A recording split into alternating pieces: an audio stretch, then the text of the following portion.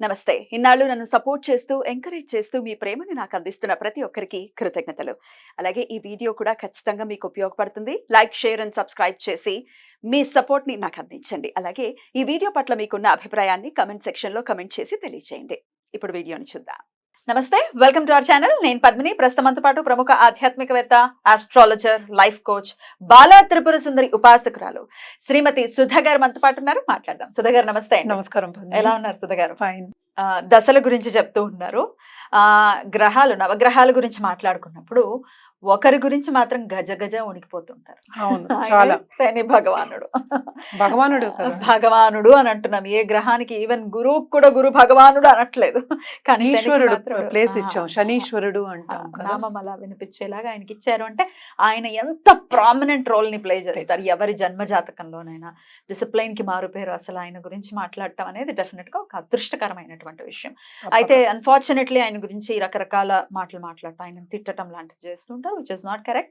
Definite గా ఇది మార్చుకోవాలి పద్ధతిని. సరే, శని మహర్దశ 19 సంవత్సరాలు ఉండేటటువంటి లాంగ్ పీరియడ్ ఇది కూడా. అవును, చాలా లాంగ్. మరి శని మహర్దశ యోగించాలి ఎవరికైనా. శని మహర్దశ ప్రారంభం అవుతోందంటే భయపడే వాళ్ళు ఎలాగో భయపడుతూ ఉంటారు. అసలు ఏళ్ళనాడు శనులకే భయపడుతున్నప్పుడు మరి మహర్దశలకు కూడా భయపడతారు కదా. రెండు కలిసి వస్తే అమ్మో, డబుల్ ఇంపాక్ట్. సరే, ఎలా ఉంటుందో దాంట్లో చెప్పండి. పెళ్లిళ్ళు అయిన వాళ్ళు ఎంత మంది ఉన్నారు. సూపర్ సూపర్ స్టార్స్ అయిన వాళ్ళు ఎంతో మంది చాలా మంది ఉన్నారు. ఎందుకంటే హార్డ్షిప్ లేకుండా మనం పైకి ఎలా వస్తాము, అసలు హార్డ్ వర్క్ లేకుండా ఎట్లా వస్తాము. ఆ చిన్న లాజిక్ మిస్ అవ్వకూడదు మనం. మరి శని మహర్దశ ఎట్లాంటి రిజల్ట్స్ ఇస్తుంది? ఆయన యోగించాలంటే ఏం చేయాలి ఒకసారి మీ ద్వారా? తప్పక. ఎందుకు భయపడతారంటే సింపుల్, డిసిప్లిన్ ఒకటి, హార్డ్షిప్ ఒకటి. కష్టపడాల్సి వస్తుందని భయం. అది ఎందుకు కష్టపడాలి? నువ్వు డిసిప్లిన్ గా లేకపోతేనే. నువ్వు డిసిప్లిన్ గా ఉంటే ఏం కష్టం?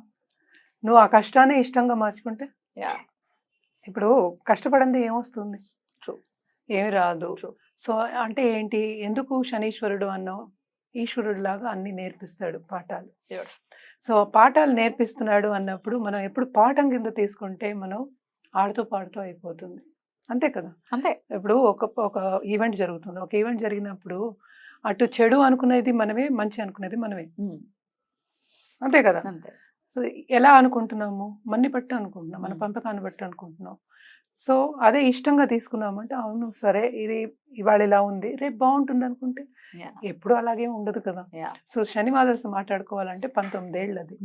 సో కొన్ని జాతకాలకి శనీశ్వరుడు చాలా యోగకారకుడు, ఎక్కువ యోగాలు ఇస్తాడు. తులా లగ్నం, వృషభం, ఇంకా ఉన్నాయి 2-3 చెప్పేసేయండి. అవి కూడా అలా పెట్టేసి దాచేస్తే అలాగా. తులా, వృషభం, కుంభానికి కూడా చేస్తాడు. మోస్ట్ ఇంపార్టెంట్ ఏంటంటే తులా అండ్ వృషభానికి ఎక్కువ అన్నమాట. సో ఈ కేప్రికాన్ లగ్నాధిపతి అయిన. సో ఈ 4 ప్రస్తుతం తీసుకుందాం, అన్ని తీసుకోలేము కనుక. సో జనరల్ గా అయితే ఏంటంటే శని మహాదశ వచ్చినప్పుడు ఆయన కంప్లీట్ గా ఏంటి, కొన్నిసార్లు స్టాప్ చేస్తాడు అన్ని. ఏమేమిటి స్టాప్ చేస్తాడు? అటు కెరియర్ కూడా స్పందిస్తుంది, స్టాప్ అవుతుంది, స్తంభిస్తుంది. దెన్ ఆల్సో ఏంటంటే చదువు అయినా సరే దాంట్లో సాగడానికి కొన్ని ఇబ్బందులు అనేవి వస్తూ ఉంటాయి. కొంత డిలే ఉంటుంది లైఫ్. చాలా డిలే ఉంటుంది. కొంత అని చెప్పక్కర్లే, జాతక రీత్యా కొంతమందికి చాలా డిలే ఉంటుంది, కొంతమందికి తొందరగా అయిపోతుంది. It all depends again position of ఇదన్నమాట. ఇంకోటి సాటర్న్ ఏంటంటే మనకి మనం ఏం తింటాము, ఎలా డిసిప్లిన్డ్ గా ఉంటాము అనేది అబ్జర్వ్ చేస్తుంటాడు తప్పక. ఫుడ్ ఎక్కువ. అండ్ ఆయన ఆయు కారకుడు. ఇప్పుడు ఈ డిసిప్లిన్ లేకపోతే ఆయు ఎలా వస్తుంది మనకి? సో కర్మకి కారకుడు ఆయనే, ఆయుకి కారకుడు ఆయనే అయ్యాడు. సో ఎలా ఉన్నాము అంటే బాడీని మనం ఎలా డిసిప్లిన్డ్ గా పెట్టుకుంటున్నాము, మైండ్ని ఎలా డిసిప్లిన్డ్ గా పెట్టుకుంటాము అనేది కూడా మనకి చెప్పేది శని భగవానుడే.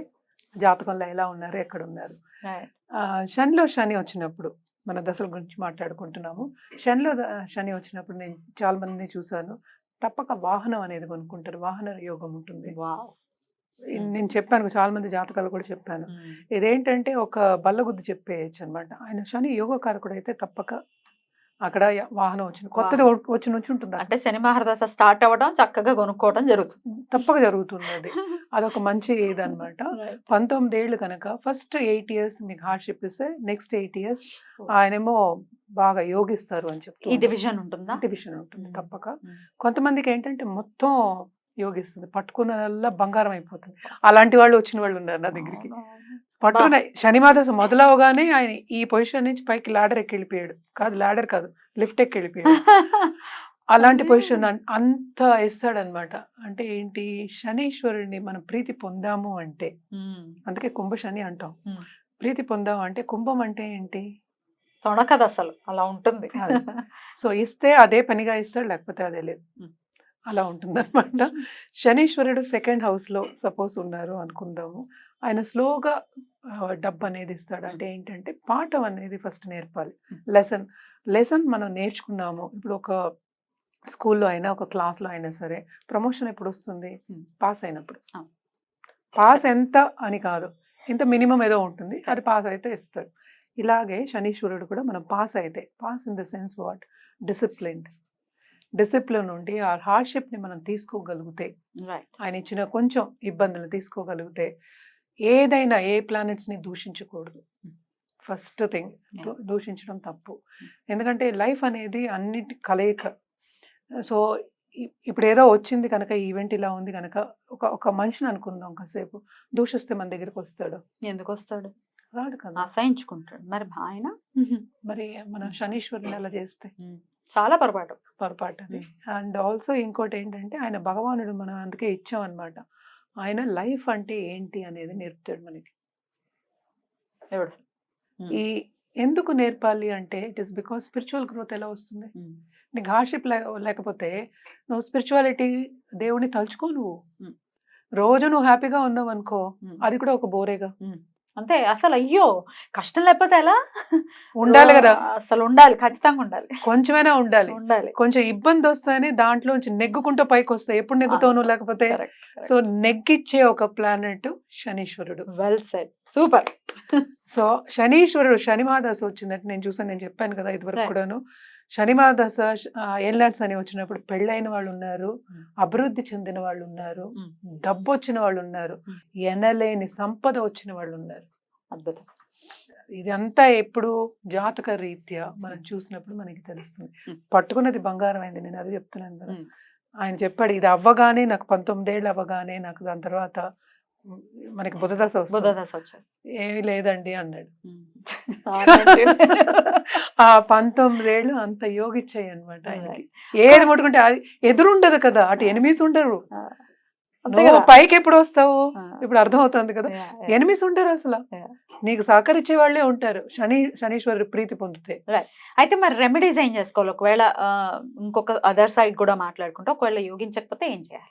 యోగించపోతే అని కాదు, ఇట్ ఆల్ బ్యాలెన్సింగ్ యాక్ట్ అని చెప్పినట్టు. సో బేసిక్గా మనం శనీశ్వరుడికి చెప్పేది ఎప్పుడు హనుమంతుడిని చెప్తూ ఉంటాము. హనుమాన్ చాలీసా చదువుకోవడం కానీ, కొలవడం కానీ, సాటర్డే మనకి ఆకు పూజలు చేసుకోవడం, ఇవన్నీ చేస్తూ ఉంటాం కదా, పూజలు చేసుకోవడం. అలాగే నవగ్రహాలకి ప్రదక్షిణ చేయడం, నవగ్రహ స్తోత్రం చదువుకోవడం, అండ్ ఆల్సో మనకి శని చాలీసా చదువుకోవడం వెరీ ఇంపార్టెంట్. ఇంకోటి ఈశ్వరుడు అంటే మనకి శివుడిని కొలవడం అనేది very very important. Especially whole ఫ్యామిలీని కొలవడం మంచిది. ఆ ఫ్యామిలీ ఫోటో పెట్టుకుని కొలవడం, ఎందుకంటే శక్తి తోడు ఉండాలి. ఉన్నప్పుడు అది ఇంకా బాగుంటుంది అనమాట. ఇవన్నీ చేయొచ్చు, చాలా చాలా బాగుంటుంది ఇవి చేసినప్పుడు. రెమెడీస్ మరి జనరల్ గా కూడా బాగుంటుంది. అవును, అంతే కదా.